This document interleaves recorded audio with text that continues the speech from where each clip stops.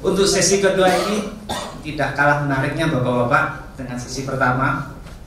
Justru sesi kedua ini ada dua narasumber yang akan kita hadirkan seperti tadi yang sudah disampaikan. Ini masalah implementasi produk malahan ini. Kita yang sehari-hari gerak di beton, baik itu ready mix maupun precast, ini topik yang menarik. Yang pertama adalah inovasi teknologi jalan pracetak dan prategang Strik WB untuk konstruksi jalan tol Pasuruan Probolinggo seksi 4A. Mungkin kita kilas baik dulu apa aja ini, nanti dijelaskan oleh Pak Suharyono. Pak Suharyono ini adalah VP dari Waskita Precast. Kemudian ada juga Pak Muhammad Fairuz, Engineering Manager dari Waskita Precast. Ya. Menjadi prolog untuk sesi ini, bapak-bapak, ibu yang hadir di sini mungkin sudah mengenal tol Kaji Pejagan. Nah, dulu tol Kaji Pejagan idenya juga ide inovasi, ide precast jalan dengan prategang juga. Nah, untuk kali ini juga kurang lebihnya sama, tapi tidak ada kaitannya ini bapak-bapak. Tidak ada kaitannya dengan implementasi precast yang ada di Kaji Pejagan. Tapi ini kurang lebihnya sama. Bagaimana kita mempermudah membuat jalan rigid pavement yang berupa panel-panel, nanti akan dijelaskan oleh teman-teman kita dari Waskita Precast ini. Tidak memanjang lebar lagi, sesi pertama, mohon maaf, untuk aturannya ini kita ada dua narasumber. Yang kedua narasumber dari Pak Aji, beliau ini adalah Widya Inovasi Indonesia atau Widya Robotik yang akan menjelaskan masalah implementasi juga, masalah produk-produk, bagaimana mempermudah suatu usaha, yaitu mengenai transformasi teknologi IE dan IoT, dukung industri beton pracetak dan prategang, tingkatkan efisiensi produksi nasional. Nah, apa itu? Nanti juga Pak Haji akan menyampaikan. Kami beri kesempatan dulu kepada tim dari Bapak Haryono untuk menyampaikan presentasi yang pertama. Mohon izin menyampaikan Pak Haryono dan tim ini 30 menit Bapak. Nanti Pak Haji 15 menit, kemudian dilanjutkan QA 15 menit. Jadi mohon jangan dipenggal dulu, nanti QA-nya di akhir 15 menit. Silakan Bapak. Terima kasih.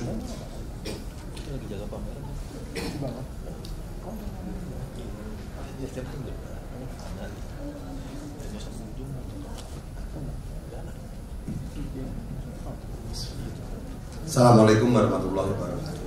Waalaikumsalam. Terima kasih Pak, waktu yang diberikan kepada kami untuk mempresentasikan inovasi teknologi jalan pracetak dan prategang Strik WB untuk konstruksi di jalan tol Pasuruan Probolinggo seksi 4. Mungkin sebelumnya Strik WB ini pernah dipresentasikan juga Pak di HP3I ini setahun yang lalu, namun pada saat itu masih dalam proses pengujian aplikasinya belum, mungkin sudah, namun untuk jalan-jalan nasional. Jadi kami akan merefresh Waskita Beton Migras ini Pak. Jadi WBP ini adalah anak perusahaan dari Waskita. Bisnis core bisnisnya adalah precast dan post tension, kemudian construction and installation, dan ready mix dan quarry. Yang mana untuk precast dan post tension ini ada 9 lokasi plan yang dimiliki Pak. Itu 1 di Sumatera, kemudian yang 8 ada di Pulau Jawa. Yang mana kapasitas produksinya per tahun 3,7 juta ton. Nah, untuk operasional ini juga disupport oleh laboratorium dan learning center ini ada di Karawang, Pak. Kemudian kami juga memiliki Polri tersendiri, ada 3 lokasi di Bojanegara, Lumbang maupun Palu. Kemudian untuk workshop peralatan dan workshop administrator ini ada di Cikopo, Jawa Barat. Untuk produk-produk yang dihasilkan oleh Waskita Beton Brigas ini untuk jalan dan jembatan ini terdiri dari box girder, PCI girder, kemudian spoon pile, square pile, serta untuk proyek-proyek irigasi, Pak. Ini ada UDIP, terus kemudian ada CSP dan lainnya. Nah, ini ada produk baru yang namanya Sprit WP. Sprit WP, Pak. Nah, ini Sprit WP ini kepanjangan adalah Sistem Perkerasan Rigid Waskita Brigas, Pak. Jadi inovasi baru ini adalah perkerasan kaku beton bertulang, yang mana untuk Pak Virus ini mau bisa dijelaskan. Ya, baik Pak, saya izin lanjutkan Pak. Jadi Sprit WP kami ini sudah mendapatkan paten di tahun 2021, kemudian juga sudah mendapatkan spesifikasi khusus dari Dirjen Bina Marga Kementerian PUPR. Artinya spesifikasi khusus ini menjadi acuan bagi pemangku kepentingan di lingkungan Dirjen Bina Marga agar dapat diaplikasikan. Kemudian ini juga sudah disosialisasikan oleh Bina Teknik Jalan dan Jembatan kepada seluruh balai dan PPK seluruh Indonesia di lingkungan Dirjen Bina Marga. Nah, ini persetujuan dari Dirjen Bina Marga untuk mengaplikasikan Sprit WP di Jalan Tol Paspro. Jadi dari BUJT sudah mengajukan dan mengusulkan untuk menggunakan rigid pavement precast dan sudah disetujui oleh Dirjen Bina Marga. Oke, ini kemudian mengenai Jalan Tol Paspro, Pak. Jadi Jalan Tol Paspro seksi 4A ini total panjangnya sekitar 40 km.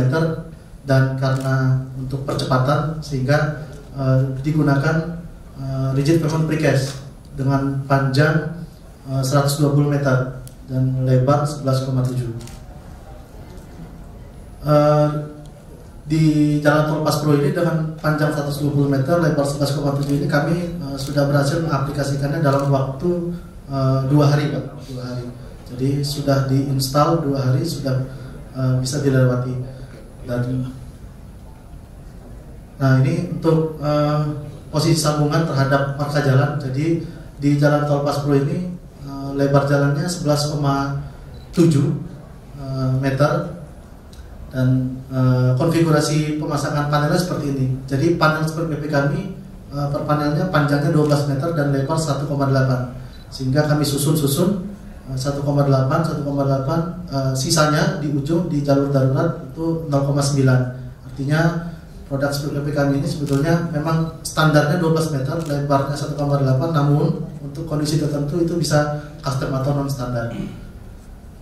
Nah, ini untuk spesifikasi yang ada di Jalan Tol Paspro. Jadi kalau untuk jalan tol konvensional menggunakan acuan spesifikasi umum jalan bebas hambatan, dan untuk Sprit WP kita pakai acuan spesifikasi khusus interim perkerasan menurus, panel, beton, pracetak, pratekan tanpa lekatan. Kalau dari sisi mutu konvensional itu FS45. Kalau untuk Sprit WP kita pakai K500 atau FC42. Selebihnya sama, mulai dari subgrade CBR 6%, kemudian separator layer 15 cm, drainage layer untuk konvensional di proyek ini 15 cm dan Sprit WP 25 cm.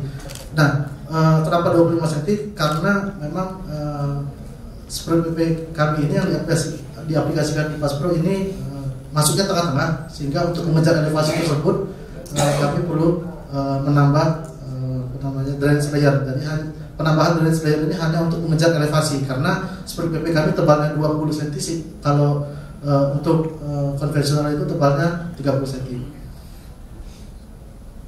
kemudian kira-kira seperti ini untuk perbandingan cross section jalannya antara konvensional dan juga SPBB. Nah, ini mungkin ada sedikit video di jalan tol Paspro seksi 4A.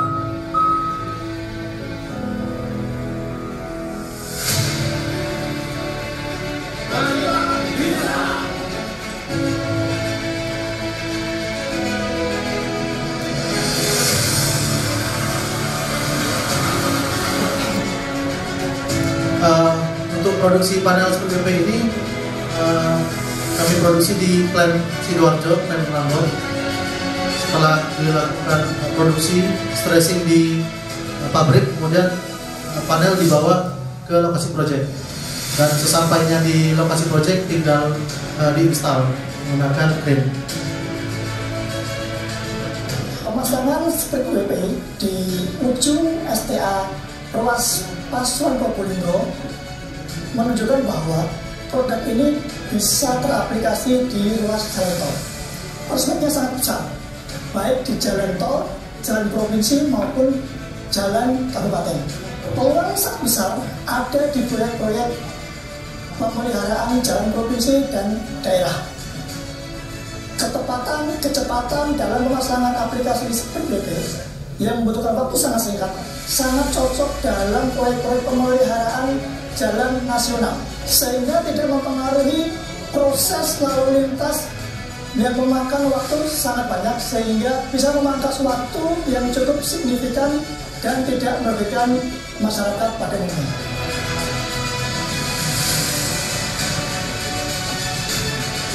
Dalam tahun ini target pasar kami ada di Jawa Tengah.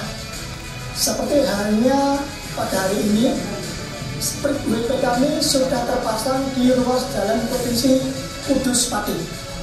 Atas dasar komunikasi dengan Kepala Dinas PUR PJK di Jawa Tengah, ada beberapa proyek pemeliharaan yang kami sasar untuk di Semarang dan sekitarnya.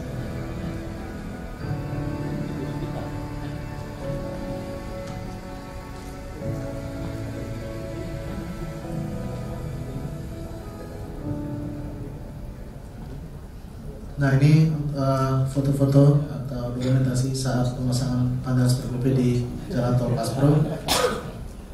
Selain di Jalan Tol Paspro, kami juga sudah mengaplikasikan di ruas Jalan Kudus Pati. Mungkin ada sedikit video, bisa kita saksikan bersama-sama. Di Jalan Kudus Purwoda di Jawa Tengah ini kami sudah mengaplikasikan panjang 48 meter dan lebar 7,2 meter.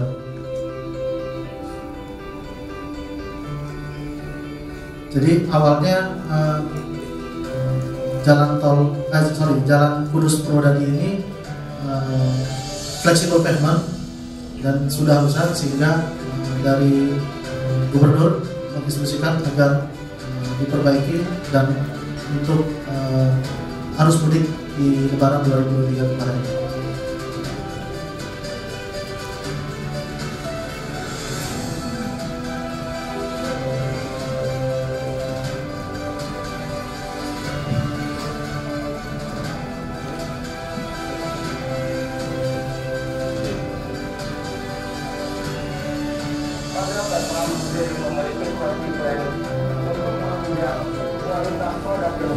Secara kualitatif kita mempunyai 3 proses, yaitu yang pertama terkait incoming dan proses lalu outgoing.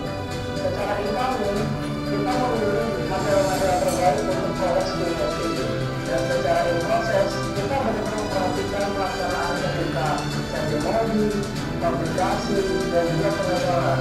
Yang terakhir adalah outgoing, di mana semua proses baik proses beton, lalu kita memperhatikan secara visual, dan yang terakhir adalah kita memperhatikan secara proses.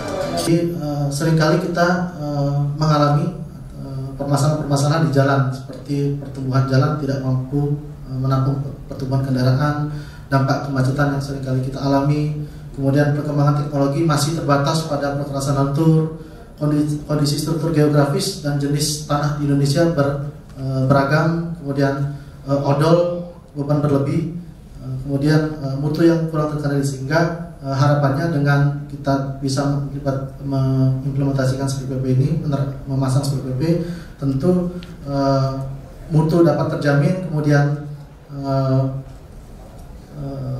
sistem perkerasan itu dapat digunakan untuk konstruksi jalan. Saya lanjut. Nah, ini kira-kira pemandangan yang sering kita alami. Jadi di jalan-jalan seringkali kita mengalami kemacetan akibat konstruksi jalan. Jadi waktu saat pengerjaan konstruksinya lalu lintas terhambat, kemudian setelah dicor pun jalan belum bisa dilewati. Juga untuk di jalan tol ini biasanya hasil-hasil pembobokan itu masih tergeletak, belum dipindahkan sehingga menghambat lalu lintas. Oleh karena itu harapannya dengan mengimplementasikan Split PP dapat mengatasi permasalahan-permasalahan yang ada.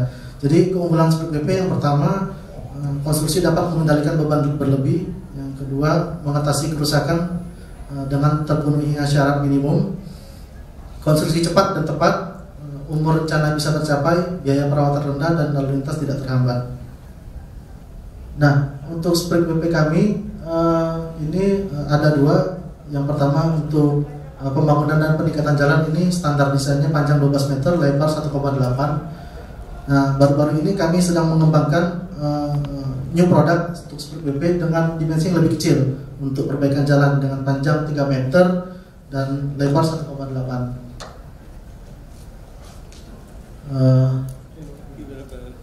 Kira-kira seperti ini bentuk Split PP dengan dimensi yang lebih kecil untuk perbaikan jalan.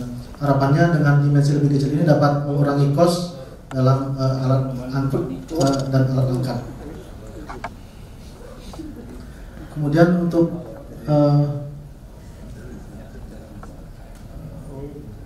aspek mutu, jadi perbedaan antara konvensional dan Split PP yang pertama tentu untuk konvensional ini menggunakan atau termasuk jenis JPCP, dan kalau Split PP CRCP. Untuk konvensional ini biasanya dirancang sesuai dengan beban 1 kali MST, untuk Split PP 2 kali MST. Kemudian tebal perkerasan, kalau konvensional 30 sampai 40 cm, untuk Split PP 18 cm. Mutu beton konvensional FS45 dan Split PP K500. Jadi kelebihan dari pada Split PP yang pertama, sistem ini mampu beradaptasi pada kondisi ideal maupun tidak ideal. Yang kedua, baja tulangan memiliki dan mencegah retak rusuk. Kemudian ketiga, memiliki sistem praktekan on-boarded per panel, sehingga apabila ada kerusakan pada salah satu panel, maka panel lainnya tidak akan kehilangan gaya praktekan dan mampu merecovery bila terjadi deformasi akibat beban berlebih. Yang terakhir, mudah untuk dilakukan pemasangan dan penggantian panel.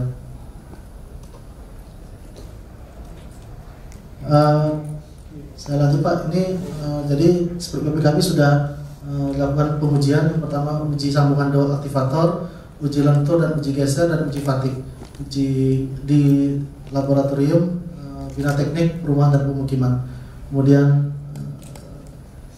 setelah itu sudah dilakukan juga uji fatigue di Bina Teknik Jalan dan Jembatan.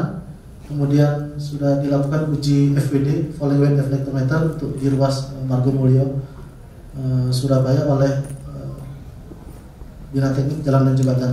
Dan hasilnya sangat baik, karena di syarat defleksi di tengah bentang panel itu maksimum 0,44, kemudian nilai tengah atau rata-rata defleksi maksimum 0,58. Yang kita dapatkan di lapangan itu dalam range 0,05 sampai 0,15. Jadi masih masuk spesifikasi yang disyaratkan.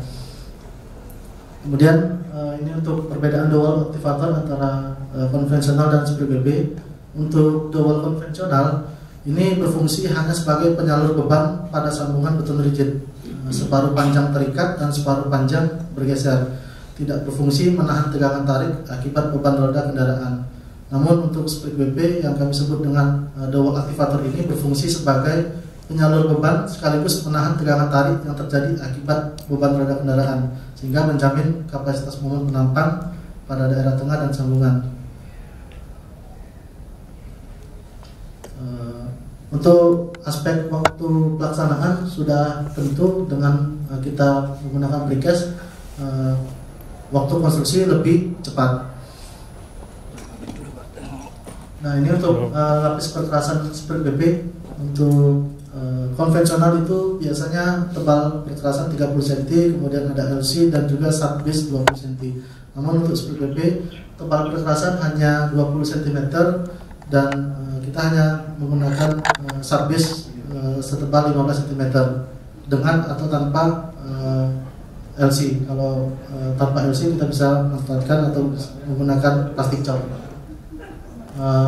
Mungkin itu yang bisa kami sampaikan mengenai perkerasan rigid event precast yang kami sudah aplikasikan di jalan tol Paspro seksi 4. Saya kembalikan ke moderator. Terima kasih. Terima kasih. Mohon aplaus untuk Bapak Radiono dan Bapak Fairuz. Mohon dicatat apabila nanti ada yang ditanyakan, tahan dulu untuk sesi ini, ada penyaji berikutnya. Kami persilakan untuk penyaji berikutnya. Untuk penyaji berikutnya ini adalah perihal transformasi teknologi AA dan UT, dukung industri beton pracetak dan prategang, tingkatkan efisiensi produksi nasional. Nah, ini dari PT Widya Inovasi Indonesia atau Widya Robotik. Yang akan menyajikan ini Pak Haji Maksa Al-Mauquf dari Widya Inovasi Indonesia. Silakan Pak, dimulai. Terima kasih Pak. Assalamualaikum warahmatullahi wabarakatuh. Sebelumnya saya ucapkan terima kasih Pak kepada tim AP3I ya, sudah mengizinkan kami dari startup Pak ya untuk present produk ya. Jadi salah satu market kami adalah di bidang konstruksi dan manufaktur, dan kebetulan salah satu produk kami yang akan kami present ya ini adalah salah satu development hasil dan engineer dari kami yang cocok dengan use case di pracetak dan prategang. Mungkin bisa next. Sebelumnya mungkin saya intro sedikit Pak. Nama saya Haji Maksa, sekarang sebagai product manager di Widya Robotics. Jadi Widya Inovasi ini nama lainnya adalah Widya Robotics Pak. Jadi kami perusahaan di bidang AI, robotik dan automation.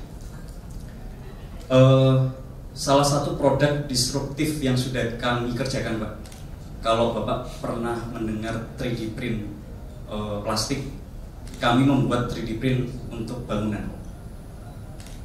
Ini salah satu yang ada di Indonesia dan saya yakini belum ada yang membuat Pak. Jadi kemarin dengan Kementerian PUPR ya kita kerjasama, dan MVP 1 kita berhasil membuat satu prototype mesin, dan sekarang masih dalam proses product launching sih Pak. Jadi kita masih mempresent ke teman-teman di Indonesia, karena kalau di luar kayak di US atau di Cina itu mereka udah punya mesin membuat rumah ya. Jadi ini salah satu yang menurut saya ini relevan dengan bidang konstruksi. Selain itu yang mungkin akan saya detail banyak adalah di load scanner Pak. Jadi ini alat untuk mengukur volume muatan. Nanti akan saya banyak detail di sini. Oke, lanjut Mas. Singkat cerita dari company profile kami Pak. Jadi kita ini startup di 5 tahun yang lalu. Jadi anak-anaknya masih muda-muda semua Pak. Jadi mungkin ini menjadi apa ya? Menjadi salah satu hal yang positif ya dalam hal mendongkrak inovasi dalam teknologi. Karena kita penggiat startup itu biasanya selalu mengedepan inovasi Pak ya. Jadi di 5 tahun ini kita sudah ada 9 perusahaan dengan fokus bisnis masing-masing dengan core-nya Pak ya. Ada di AI, Widya Bicara itu di AI Speech, kemudian Widya Immersive, Widya Spiloka.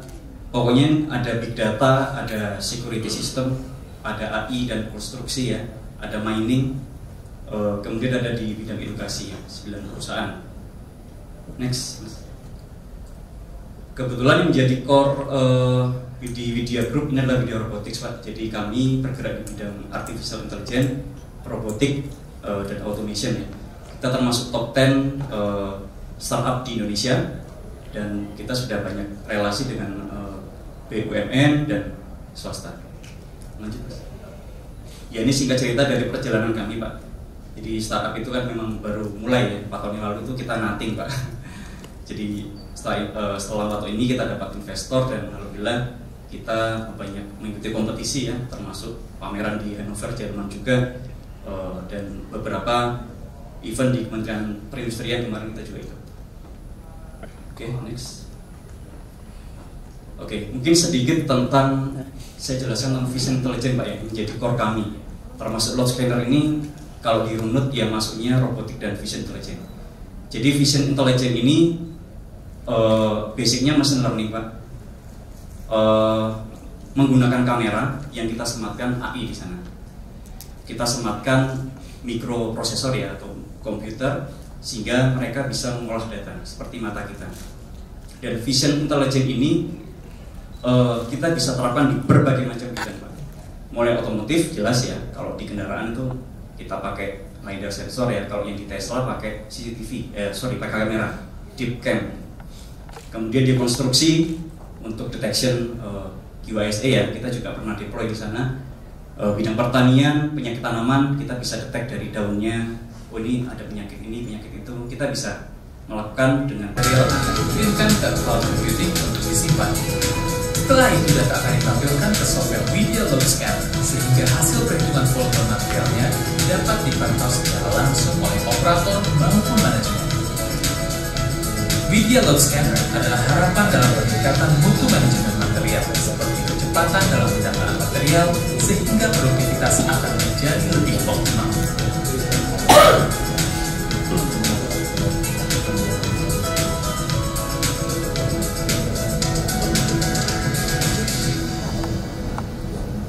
Ini deployment kita yang pertama waktu itu Pak. Jadi tahun 2019 ya kami deploy di Beijing Plant-nya PP saat itu. Memang kita dengan PP cukup banyak kolaboratif di program-program riset Pak saat itu. Dan ini sudah yang tahun ketiga ya, keempat ya program kami sudah dideploy di beberapa tempat. Oke, Mas lanjut. Secara benefit Pak ya, mungkin tadi sudah terdeskripsikan lewat video. Jelas cara perhitungan kita lebih cepat, nggak perlu manual menghitung di atas ya.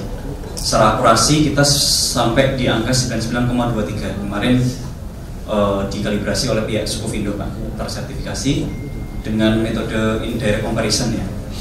Kemudian secara pengoperasian hanya menggunakan 1 orang, jadi nggak perlu banyak orang. Secara akuisisi data kita sudah terintegrasi melalui software kita sehingga tidak tercecer datanya. Kita bisa secara online kita ambil dan semuanya sudah ada di database baik itu lokal maupun cloud. Lanjut.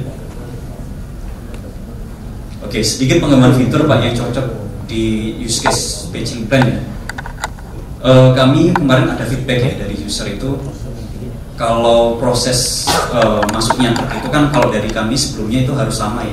Misalnya dari utara ke selatan, untuk isi dan kosong semuanya truknya harus menghadap atau berjalan dari utara ke selatan. Sehingga kadang untuk set yang sempit truknya harus atret dulu memutar, itu cukup banyak space ya.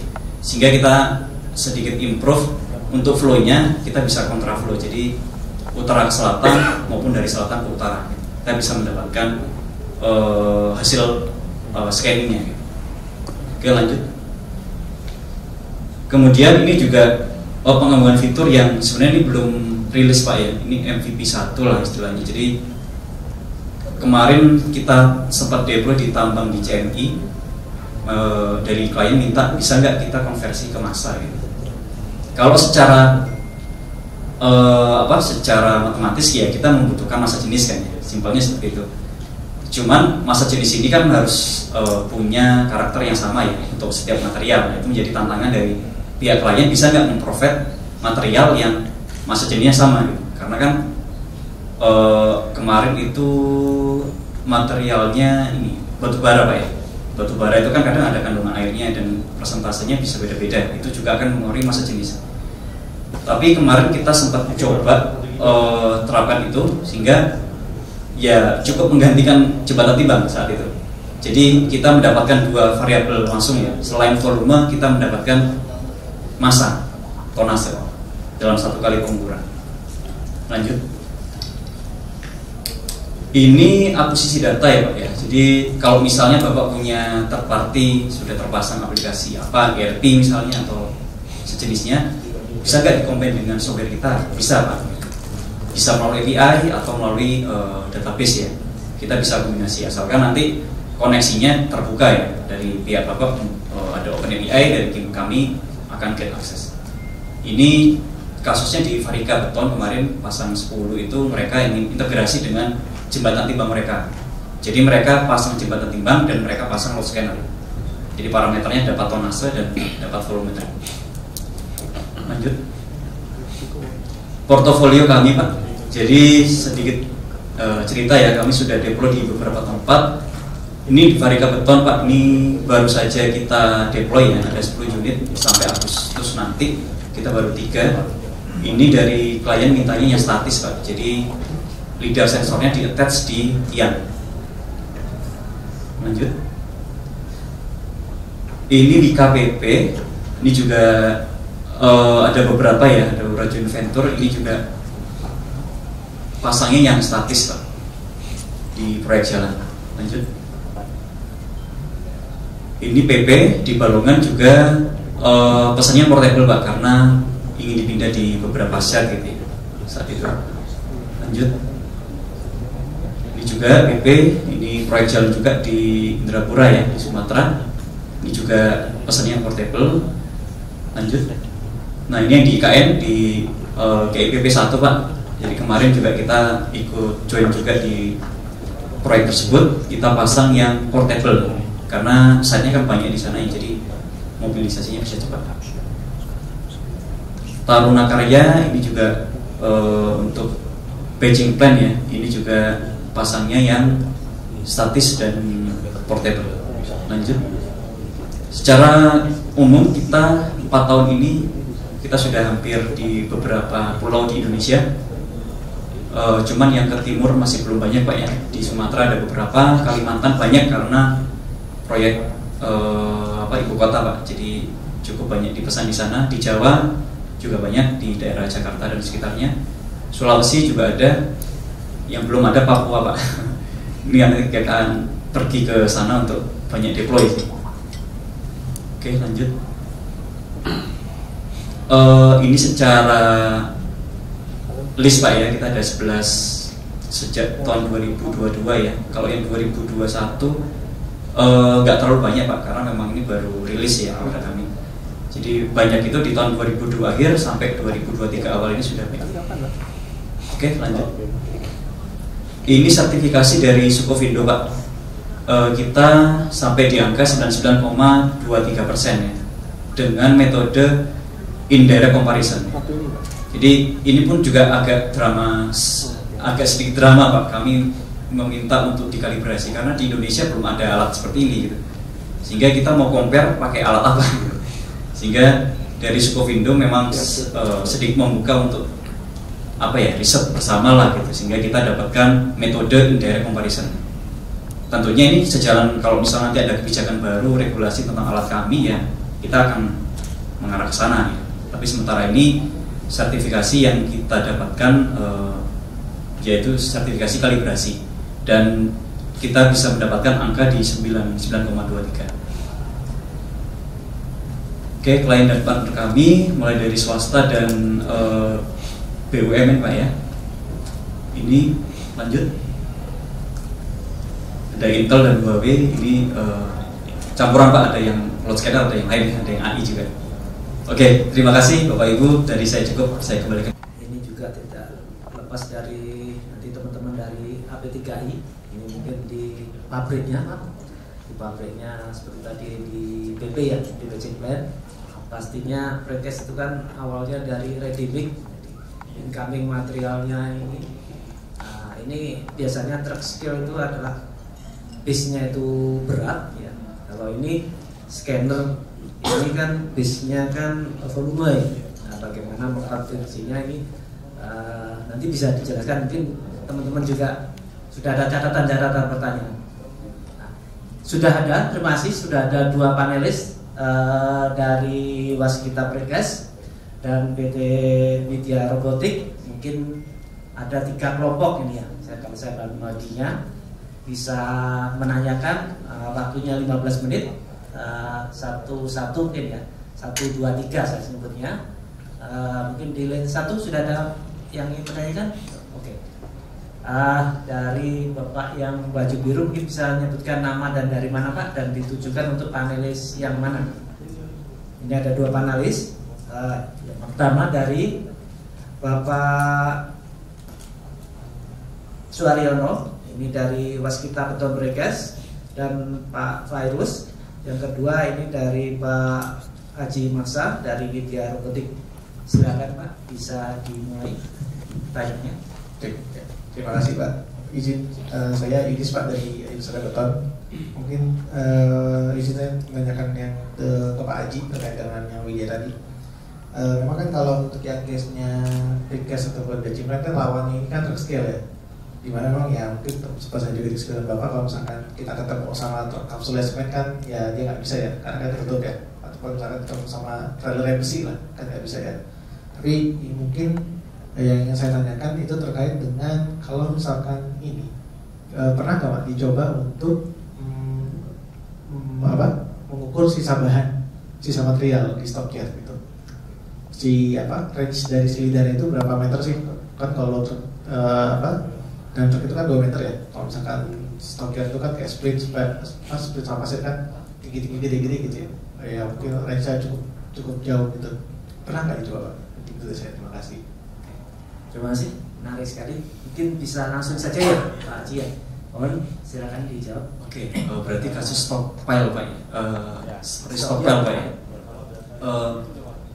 Kami saat itu di PP Bajimret juga masang itu sih Pak. Jadi di tahun 2019 kita pasang load scanner statis ya. Kita pasang di ketinggian 15 meter. Pada dasarnya kalau dengan leader spec yang kita punya ini, kita bisa pasang sampai ketinggian sekitar 15 meter dengan areanya 20 kali 20 meter. Jadi kalau misal stockpile-nya itu ukurannya 20 kali 20 ya hanya pasang 1 gitu. Tapi seandainya lebih besar lagi, maka bisa pasang lebih dari 1. Karena sebenarnya itu lebih ke blind spot Pak. Kan leader itu kan kayak mata kita ya. Kita melihat area perspektif ini kita bisa lihat situ. Cuma di belakang kita nggak bisa lihat. Harus ada sensor lagi di belakang untuk mengcapture bagian itu. Singkatnya nanti dari 2 geometri itu kita gabung. Berarti range sekarang untuk 1 liter itu 400 meter persegi berarti? Iya, 20 kali 20 meter, 400 meter persegi. Iya bisa. Iya. Ya, terima kasih. Iya, baik Pak. Terima kasih. Terima kasih. Mungkin kita kasih kesempatan lagi, 2 pertanyaan lagi yang jalur ada. Oh yang paling belakang, silakan. Dari mana Pak? Terus sebutkan namanya juga. Terima kasih.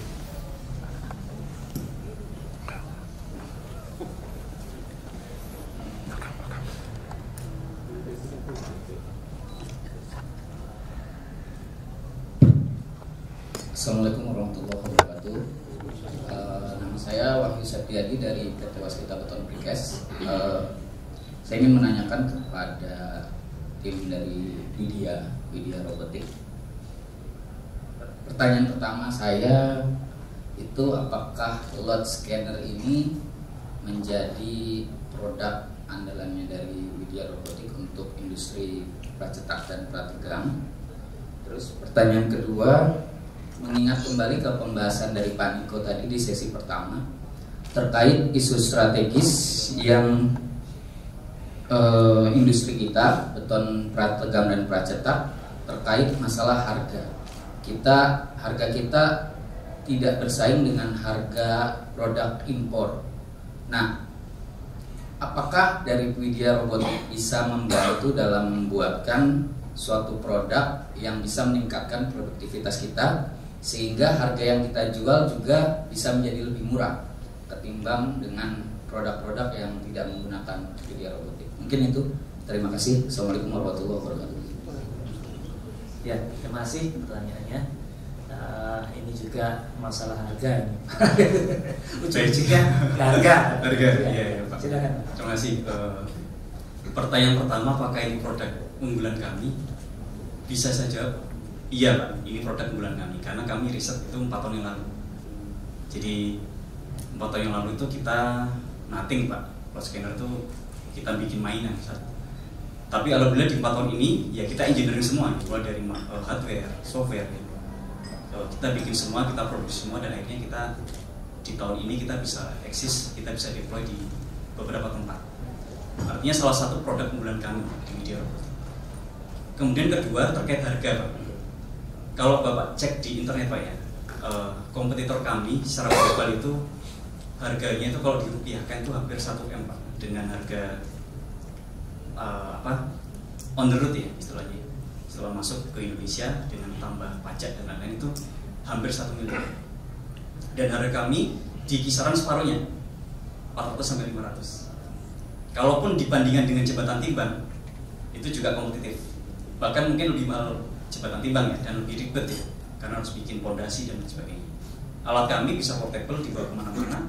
Kalaupun statis hanya pasang gate, itu pun bikin gawangan itu murah kan Pak ya. Gawangan profil 10x10 lah, atau kurang dari 10x10 itu, tingginya 6 meter. Bikin kayak gitu kan murah ya. Jadi investasinya sangat, menurut kami itu sangat affordable.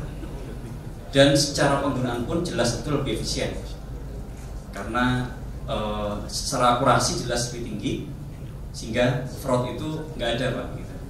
Secara pengoperasian lebih mudah, simple ya, karena kami ada QE-nya. Kemudian datanya bisa dipertanggungjawabkan, sehingga kalau kami bilang produk kami itu sangat market fit untuk use case Beijing Brand Pak. Mungkin seperti itu.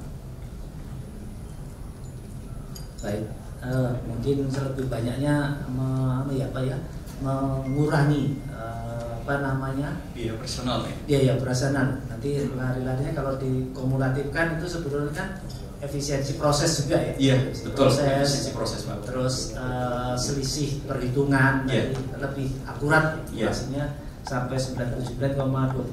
Iya, betul. Nah, itu mungkin salah satu yang bisa dirupiahkan betul, untuk komparasinya tadi ya. Iya. Yang menarik itu kami dapat klien pernah Pak. Jadi waktu itu pernah menghitung antara kita mau beli load scanner atau kita sewa. Yang menarik itu kerugian yang didapatkan dari proyek tersebut itu setara dengan harga load scanner kami Pak. Sehingga mereka memutuskan untuk membeli. Ini yang menarik. Ini mungkin saya nggak bisa menyajikan datanya ya, cuman ini testimoni dari klien kami. Sehingga dari sini ternyata memang fraud yang ada di lapangan itu mungkin memang nyata Pak gitu. Maksudnya ya memang ada ya fraud seperti itu ya. Dari pihak vendor bilangnya sekian, volumenya dilebih-lebihkan misalnya. Itu faktanya seperti itu. Kita di Kalimantan tuh juga kita berjibaku sama premannya Pak. Karena premannya mengajar kita, ya kita mengganggu mereka ya, mengganggu kerjaan mereka. Tapi inilah faktanya, sehingga kami bilang alat kami cukup membantu dalam hal efisiensi. Terima kasih dari Media Robotik Pak Haji Masa. Nah, satu lagi pertanyaan, mungkin kasih kesempatan dong buat waskita Beton Precast untuk ditanya. Ada lagi yang satu pertanyaan lagi, silakan. 2 pertanyaan tadi sudah ke Media Robotik. Mungkin saya memberikan stimulasi ya. Di dalam implementasi ini pastikan kalau rigid pavement itu kan ada vertical alignment, horizontal alignment, terus super elevasi. Nah, mungkin seperti itu bagaimana Pak mengatasinya Pak? Mungkin dari Bapak Suharyono atau dari Pak Fairuz bisa sambil menunggu teman-teman yang lain menjawab. Ya, sambil menunggu teman-teman yang lain bertanya. Ya, untuk panel seperti BP ini kan sebetulnya lapis permukaan ya Pak terhadap konstruksi jalan, sehingga kalau itu ada elevasi horizontal maupun vertikal ataupun super elevasi sudah dibuat di badan jalan. Badan jalannya sudah diposisikan untuk tikungan ataupun alignment vertikal ataupun super elevasi, sehingga speed PP dengan ketebalan yang standar tadi 20 cm tinggal ditaruh di atas badan jalan tersebut. Terima kasih. Ini mungkin bisa digabungkan ya antara gunanya Widya Robiotik dengan kelas kita beton precast. Misalkan produk-produk tadi yang keluar, masalahnya di sini bicaranya lebih banyak ke berat Pak ya. Kalau beton itu biasanya lebih banyak ke berat gitu, karena efisiensi itu bicaranya berat volume, jadi berat jenis ya. Mungkin Widya Robotik juga harapannya juga teman-teman AP3I ini bisa mencoba. Ada banyak teman-teman anggota AP3I yang bisa dilakukan uji coba di pabrik-pabriknya. Mungkin ada yang mau bertanya lagi? Oh, ada Bapak yang paling belakang. Silakan Bapak. Mohon izin Pak, nama dan dari mana Pak?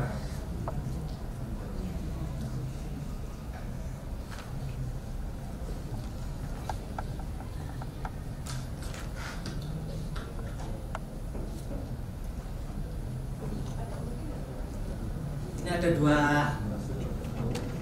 Bisa dibantu. Terima kasih Pak.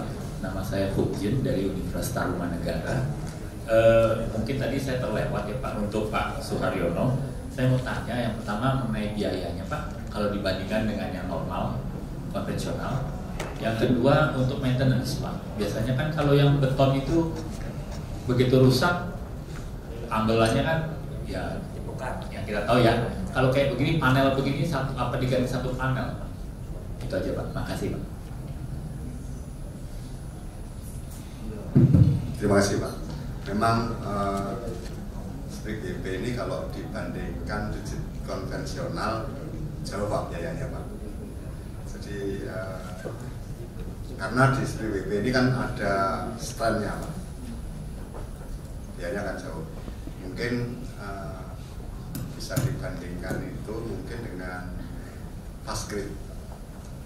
Jadi kan dibutuhkan penyelesaiannya cepat sehingga tidak mengganggu trafik lalu lintas, gitu Pak. Terus untuk masalah kerusakan, bener Pak. Jadi itu bisa diganti di panel. Misalkan tadi panel-panel di satu panel ada yang rusak, itu bisa dibongkar karena ini kan dowel konektornya ini kan kemudian di grouting, dibobok di situ, itu tinggal didorong, dilepas, diambil satu panel. Jadi tidak harus dibongkar semuanya, gitu Pak.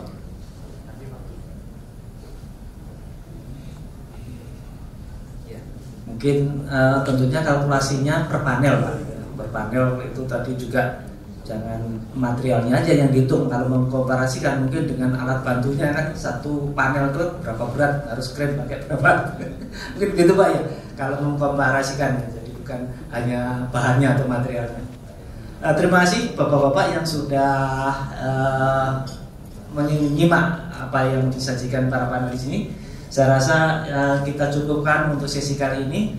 Terima kasih atas perhatian Bapak Ibu sekalian dan terima kasih juga para panelis yang sudah menyajikan informasi dan knowledge, memberikan wawasan kita, insight kita untuk bisa memberikan gambaran bahwa perkembangan teknologi di Indonesia sebetulnya sangat pesat, sangat maju dan dikendalikan seperti terlihat ini anak-anak muda Indonesia. Mudah-mudahan Indonesia Emas 2045 ke depan kita bisa raih dengan bangga. Terima kasih Bapak-Bapak, itu kita aplaus untuk kita semua. Baik, terima kasih Bapak. Mungkin kita bisa ke depan terlebih dahulu karena kita akan berfoto bersama. Sekaligus juga akan ada pemberian plakat. Plakat akan diberikan oleh Bapak Priyo. Mungkin Bapak bisa maju ke depan, Bapak bergabung bersama kita. Boleh berdiri Bapak-Bapak, silakan. Dan untuk PT Ya, lihat sini boleh senyum. 1, 2, 3 lagi. 1, 2, 3. Oke. Selanjutnya untuk Bapak Haji dari PT Widya Inovasi Indonesia. Yuk, 1, 2, 3, lagi 1, 2, 3. Oke, sudah. Boleh silakan berfoto bersama terlebih dahulu, Pak. 1, 2, 3. Oke. Bebas boleh satu lagi, Bapak. Gaya bebas. 1, 2, 3.